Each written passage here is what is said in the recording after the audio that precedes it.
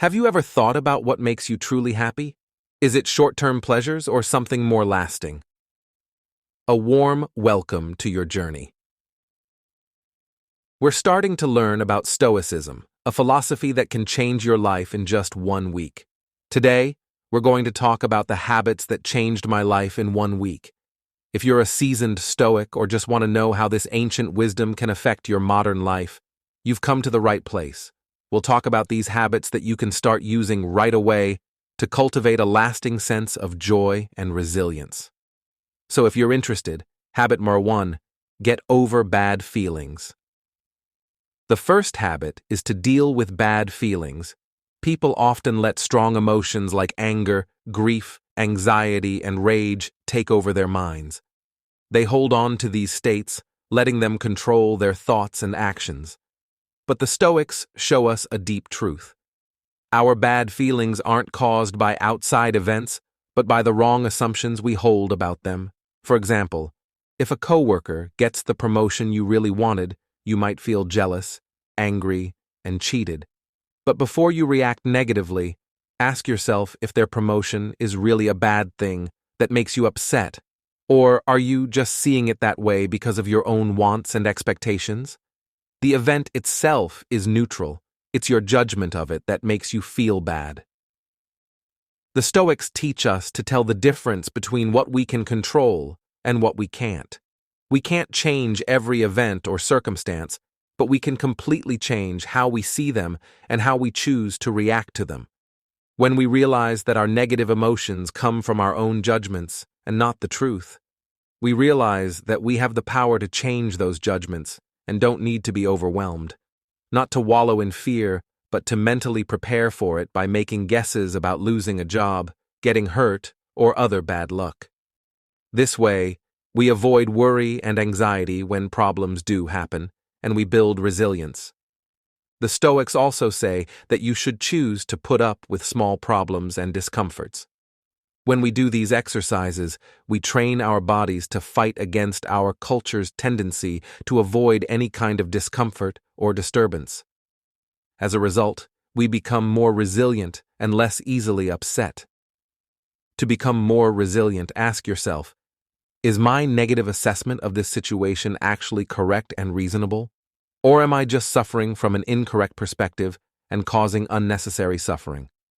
With Stoic courage, we can overcome these challenges. Accept these lessons, and your inner life will change. You don't have to be stuck in anger, anxiety, or any other bad state. You can improve yourself so that you can handle any situation with calmness. Watch out. Habit number 2, pay attention to your first views. As people, we walk around half awake all the time, letting our minds be flooded with thoughts, urges, and snap decisions. We are slaves to our first impressions, feelings, and short-lived wants. But the ancient Stoics showed us how to be free, by being fully present and aware of our impressions. What is an impression? An impression is the first thought or feeling that comes to mind when we encounter a new experience or situation. Too often, we act on these impressions without giving them much thought. But what if you stopped and asked yourself about your impressions before letting them take hold?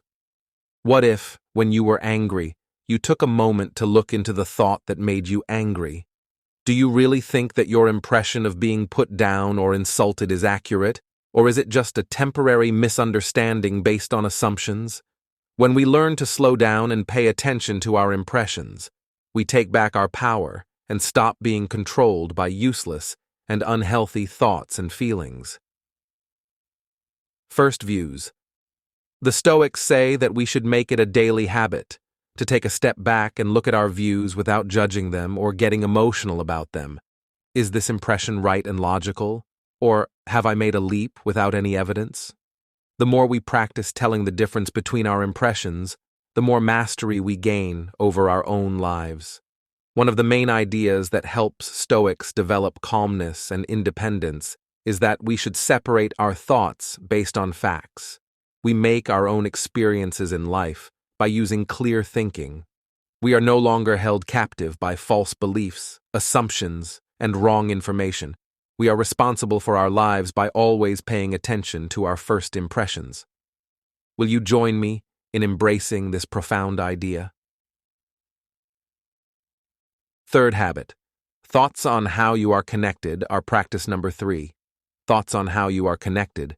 Are you ready to feel the deep connection that ties all living things together? Let's think about it together. You see, humans often feel alone, separate, and lonely in this world. We are interested in our own small range of interests, but the Stoics show us a higher vision in which we are all interconnected in the great tapestry of the universe. Can you feel this to be true? Picture yourself as a single thread in that huge fabric.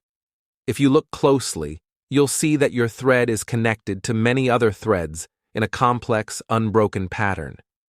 Your family, your community, your country. We are all interconnected and dependent on each other. More than that, we are all part of the tapestry of life, along with animals, plants, and the very elements of existence. There are no loose threads, just one unified fabric. Or, the next time you get mad at someone who got in your way in traffic, remember that sage Musonius Rufus wrote that everything that comes from the earth is made for the benefit of humanity, and people are born to help others. This means that we are not separate organisms, but cells in a global body designed to work together and help each other thrive. Can you all feel how strongly this interconnected mentality encourages compassion, cooperation, and responsibility in the U.S.? It breaks down the illusion of separateness and selfishness when we think about it. We are not alone. We are traveling through space together, blending into a delicate unity. Will you join me in saying this? 4. Know the difference between what you can and can't control. The fourth habit. Tell the difference between what you can and can't control. People often experience pain, anger, and suffering because of things they can't change. They get angry when they can't change things. The way other people act, the randomness of luck and bad luck. But does your anger or pain really change these outside things? Of course not, because it makes no sense to try to control things that you can't. The Stoics tell us to make a mental list every morning of what we can control and what we can't. The answer is very simple, but very freeing. You are the master of your mind, your judgments, your intentions, and your actions.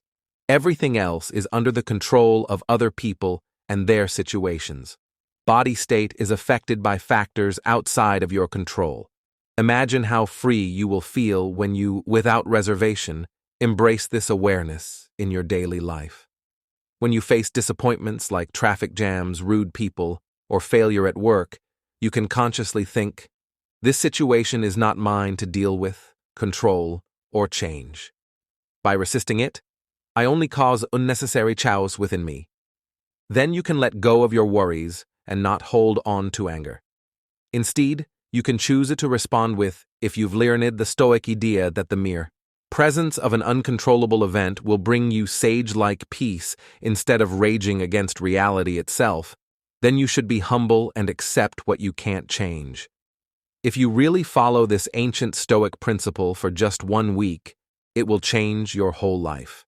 Don't let worry and anger over things you can't change or influence take over your life anymore. Instead, focus on experiencing inner peace, where you have complete control over your thoughts and feelings. 5th habit. Pay attention to virtues.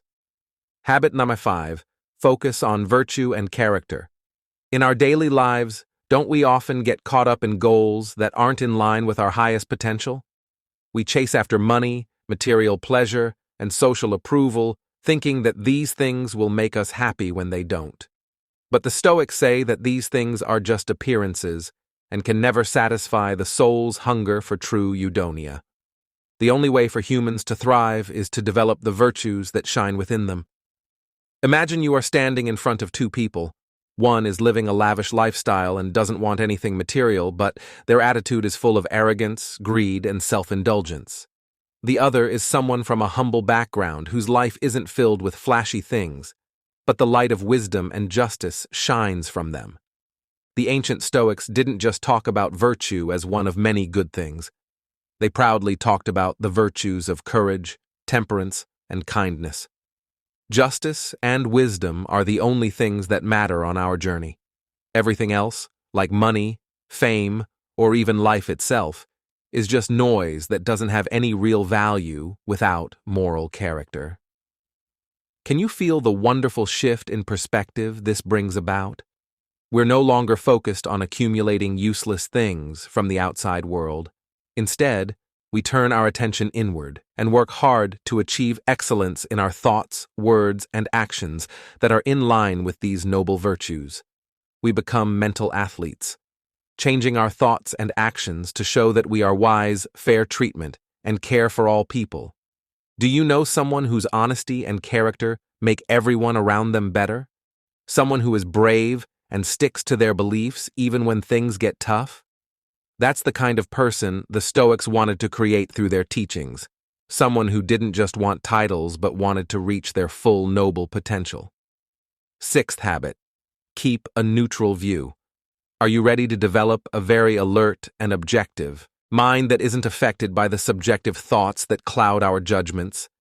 In the murky realm of the unconscious, we humans always move as if under a spell, guided by unfounded assumptions, unfounded first impressions, and fears that aren't based in reality make us react to events without thinking, adding personal stories that are made up by our egos instead of facts. But the Stoics show an enlightening truth. Freedom arises from eliminating these blind prejudices to see each moment with complete objectivity. Let's imagine for a moment two scenarios playing out before our eyes. In one case, a close friend treated us in an unexpectedly rude way, leaving us feeling hurt and angry. In another case, we overheard a complete stranger berating another person with cruel insults, don't we? Instinctively feel that the first scenario is much more offensive and personal, and yet, are these two behaviors not objectively equivalent in rudeness and toxicity, regardless of our subjective attachment? This difference between reality and sensation represents the illusion that the Stoics wanted to dispel. You see, when we cling to subjective judgments born of ego assumptions and emotional impulses, we give up our grasp of truth and stumble blindly. But to maintain an objective perspective, to view events, other people's behavior, and even our own difficult situations through a reasoned, uncolored lens. This is how we maintain the highest foundation of consciousness. That we have the path to realizing this, enlightened to be detached, you need to learn stillness. Being aware of yourself and what the Stoics called introspection. Through silent reflection, we learn to recognize the sneaky grips of false beliefs and personal stories that invade our minds. We watch them, name them, and by just witnessing them, we loosen their hold on us. We meet each situation not with subjective biases, but with clear, undistorted awareness, and we respond to things as they are, not with our fears or wishes that we misunderstand them. Can you feel the deep stillness that comes from placing your number 7? Try voluntary pain. In habit number 7, try voluntary pain. In the modern era of endless convenience and indulgence, we have become accustomed to isolating ourselves from even the mildest discomforts. When we just feel hunger, thirst, or any physical discomfort, we have a habit of reaching for comfort to restore a state of pure comfort. But there's a deep flaw here, folks, when we run away from every form of discomfort. No matter how trivial, we are eroding our ability to endure inevitable difficulties with Stoic resolve. When they arise, the ancient Stoics advocated the intentional and intermittent introduction of voluntary discomfort into our lives as an effective training regimen. This is not a behavior that causes unnecessary suffering, but rather sharpens our psychological edge, just as a warrior has unconsciously trained his body through calculated hardships. So we strengthen our philosophical will. Imagine purposefully abstaining from the little conveniences you've grown accustomed to, give up a temperature-controlled environment, to be able to face the winter heat or the sweltering heat of summer. Avoid eating regular meals to improve your ability to get used to hunger, or even the simple practice of swapping out your lavish robe for a pair of rough clothes. When you wake up each day, these chosen austerities have the effect of awakening our consciousness from the forgotten sleep of comfort. How can we fully enjoy the amazing gift of being conscious beings if we are always enclosing ourselves? In perpetual fluffy complacency, we can only wake up our vitality and develop the strength to deal with all problems if we are ready to go into the real world of negation. The Stoics knew that everyone would eventually face hardships because of the way life works. It was smart of them to get ready for those times by doing intentional and personal spiritual exercises. How do you feel? The strange power of following this philosophy is that the more we cling to temporary pleasures and indulgences, the stronger our ability to remain the same no matter what outside forces try to shake us. We build an inner stronghold that can withstand life's upheavals because we have been through its unpleasant fires and drunk from its barrels of deprivation. There are now bold new thinkers who say that in Stoicism, we find the power to change our lives, even if it's only for a week. Focusing on what we can control is a Stoic habit that helps us build a fortress of peace within ourselves. As we say goodbye today, I encourage you, as the bearers of this ancient wisdom, to not only use these habits, but also share this light with others, just like the Stoics did. Let's join this communal exchange by liking, sharing, and commenting on this journey. Building a neighborhood where honesty and toughness are valued. Take control of your life. Let's start this road of Stoic transformation together, making habits that will last a lifetime.